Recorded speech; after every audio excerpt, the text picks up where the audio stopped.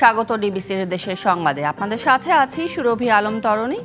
রেলওয়ের রানিং স্টাফদের কর্মবিরতির কারণে সারা দেশে ট্রেন চলাচলে অচল অবস্থা। কোনো স্টেশন থেকেই ছাড়েনি ট্রেন।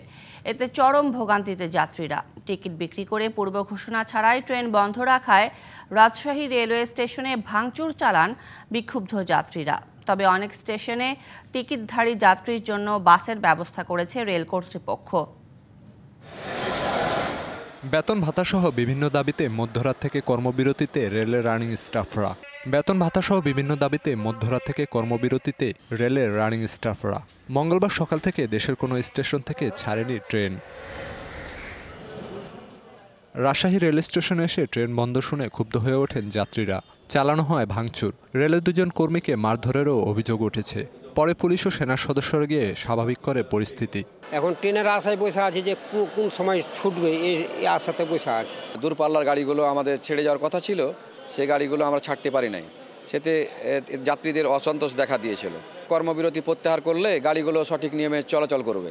যাওয়ার জন্য আসছিলাম, কিন্তু ট্রেন বন্ধ দেখতে পাইলাম। চট্টগ্রাম স্টেশন থেকেও ছেড়ে যায়নি কোনো ট্রেন। ফিরে যেতে হয়েছে যাত্রীদের। রেলওয়ের ব্যবস্থা করা বাসে গন্তব্যে রওনা হন কেউ কেউ। ফজরের নামাজ পড়েই এখানে আসছি, এসে দেখি যে কোনো ট্রেন নাই। ওরা যদি আগে আমাকে বলে দিত বা টিকিট দিত না, তাহলে তো আমরা এই ধরনের ভোগান্তি পড়তাম না। দাবি না মানা পর্যন্ত কর্মসূচি চালিয়ে যাওয়ার কথা জানিয়েছেন রেলওয়ের কর্মীরা। যতক্ষণ পর্যন্ত অর্থ মন্ত্রণালয়ে যে নিষেধাজ্ঞা জারি করছে ওই নিষেধাজ্ঞা প্রত্যাহার না হবে ততক্ষণ পর্যন্ত আমরা কর্মে ফিরে যাব না। খুলনায় চলাচল করা 11টি ট্রেনের কোনোটিই ছাড়েনি। স্টেশনে এসে ক্ষোভ জানান যাত্রীরা। আজকে সকালে স্টেশনে এসে এখন সব ব্যাগ যাচ্ছি, এই যে আমার এখন টিকিট রিটার্ন নিল, টাকা ব্যাগ দিয়ে দিল। রানিং স্টাফদের কর্মবিরতির কারণে ভোগান্তিতে পড়তে হয় ময়মনসিংহের যাত্রীদেরও। অনেকে না জেনে স্টেশনে এসে অপেক্ষা করে ফিরে যান। যাত্রা বাতিল হলে টিকিটের টাকা ফেরত দেয়া হচ্ছে যাত্রীদের। এখন কেমনে যাবো, এটা একটা চরম ভোগান্তিতে আছি। রংপুর থেকে সব ট্রেনের যাত্রা স্থগিত রয়েছে। তবে ভিন্ন ছিল কুড়িগ্রাম এক্সপ্রেস। যাত্রীদের কথা বিবেচনায় ট্রেনটি সকালে ঢাকা থেকে ছেড়ে আসে কুড়িগ্রামে। আপনার রানিং স্টাফদের অবরোধের কারণে আপনার সমস্ত ট্রেন যোগাযোগ বন্ধ আছে। রাত 12টা থেকে ওরা ট্রেন বন্ধ করছে। কোনো ট্রেনে ওরা আপ ডাউন করতেছে না। যে ট্রেনগুলো ঢাকা থেকে ছেড়ে আসছে সেই ট্রেনগুলোই আপনার ঢুকতেছে। ট্রেন বন্ধ থাকায় দুর্ভোগে কুমিল্লার যাত্রীরাও। লাকসাম রেলওয়ে জংশনে দীর্ঘ সময় অপেক্ষা করে ফিরে যেতে হয় তাদের। এছাড়া সারা দেশের মতো গাজীপুর, নীলফামারী, পঞ্চগড় ও নাটোরের ট্রেন যাত্রীদেরও পোহাতে হচ্ছে চরম দুর্ভোগ। Khalid Hasan, DBC news desk. খুলনায় শ্রমিক নেতার মুক্তির দাবিতে তৃতীয় দিনের মতো ধর্মঘট পালন করছেন ট্যাঙ্ক লরি শ্রমিকরা। বন্ধ রয়েছে পদ্মা, মেঘনা ও যমুনা ডিপো থেকে তেল উত্তোলন। এতে 16টি জেলায় জ্বালানি তেল সরবরাহ করা যাচ্ছে না। একই দাবিতে আজ সারা দেশের ট্যাঙ্ক লরি শ্রমিকরাও আধা বেলা ধর্মঘট পালন করেছেন।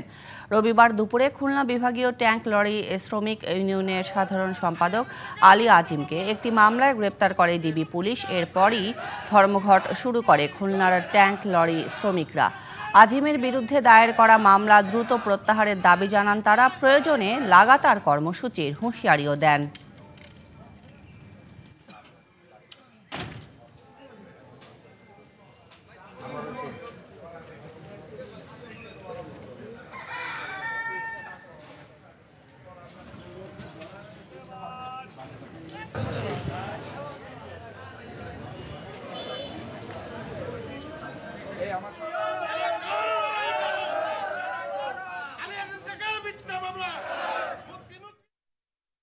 এই হঠাৎ করে জ্বালানি তেল উত্তোলন ও পরিবহন বন্ধ থাকবে এই কথা তো এই পেট্রোল পাম্পে এসে শুনলাম, কিন্তু এই যে আমরা দুইজন বেরোচ্ছি কাজে যাব, এখন তো তেল দিতে পারতেছি। ডিজেল লাগবে, কিন্তু বলতেছে যে গত রাত্রে থেকে বন্ধ করে দিয়েছে।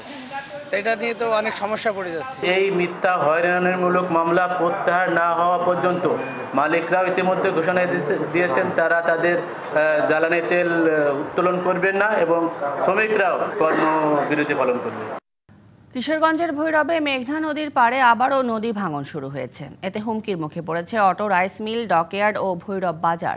প্রত্যক্ষদর্শীরা জানান, গতকাল রাত ৮টা থেকে ভাঙন শুরু হয়। এতে প্রায় কয়েক শত ফুট জমি নদীগর্ভে বিলীন হয়েছে। এতে ভৈরব বাজার সহ পাশের অটো রাইস মিল, ডকইয়ার্ড হুমকির মুখে পড়েছে।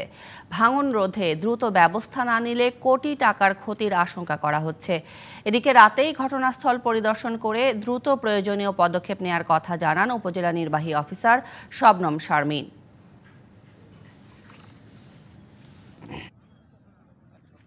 সংবাদের শুরুতেই যেমনটি জানিয়েছিলাম, রেলওয়ের রানিং স্টাফদের কর্মবিরতির কারণে সারা দেশে ট্রেন চলাচল বন্ধ রয়েছে।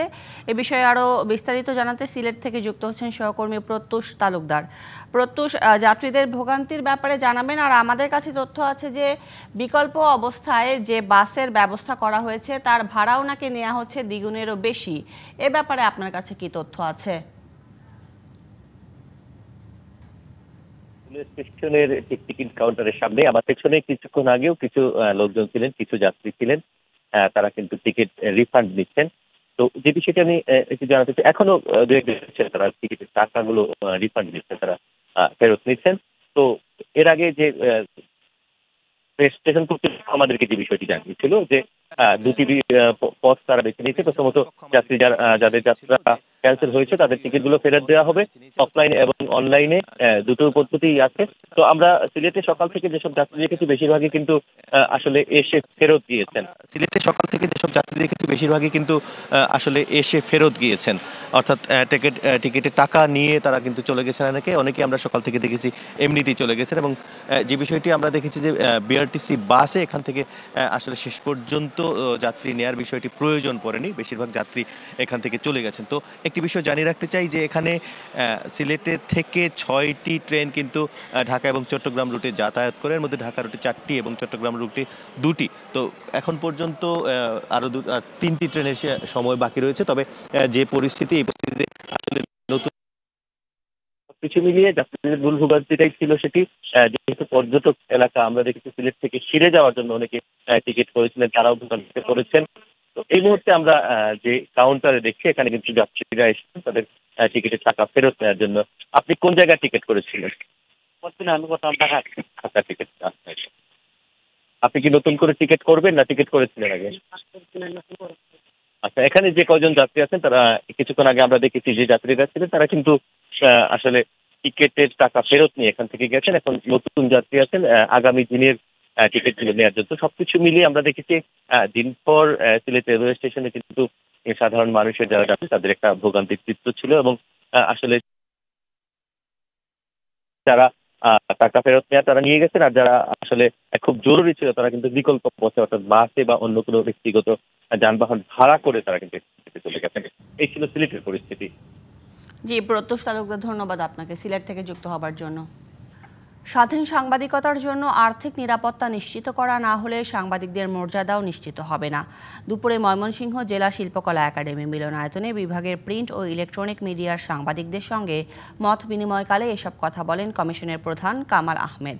বলেন, গণমাধ্যম সংস্কার কমিশনের কাজ হল স্বাধীন, বস্তুনিষ্ঠ ও শক্তিশালী সংবাদ মাধ্যম প্রতিষ্ঠার জন্য সংস্কার সুপারিশ করা।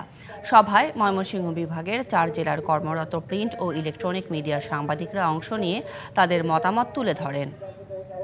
মেরিল পেট্রোলিয়াম জেলের সৌজন্যে এবারে জানাবো শীতের গল্প।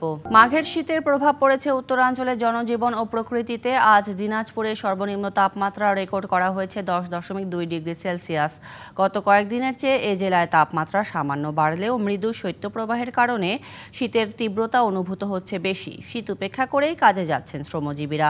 পঞ্চগড়ে ঘন কুয়াশা আর হিমেল হাওয়ায় প্রভাব পড়েছে জনজীবনে। মহাসড়কে হেডলাইট জ্বালিয়ে চলাচল করছে যানবাহন। তীব্র শীতের কারণে ডায়রিয়া, শ্বাসকষ্ট, জ্বর, সর্দি সহ নানা রোগে আক্রান্ত হচ্ছে বয়স্ক ও শিশুরা। ঠাকুরগাঁওয়ে ভোর থেকে ঘন কুয়াশায় ঢেকে যায় চারপাশ। জেলায় সর্বনিম্ন তাপমাত্রা রেকর্ড করা হয়েছে 10.4 ডিগ্রি সেলসিয়াস। ঘন কুয়াশার কারণে ফসলের ক্ষতির আশঙ্কা করছেন কৃষক।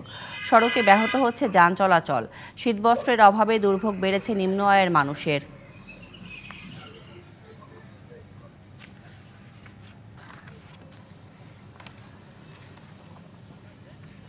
দেশের সংবাদে ছিল এখনকার মতো। ডিবিসি নিউজের সংবাদগুলো পড়তে ভিজিট করুন dbcnews.tv আর ভিজিট করুন ডিবিসি নিউজের ফেসবুক পেজ এবং ইউটিউব চ্যানেল। সঙ্গেই থাকুন।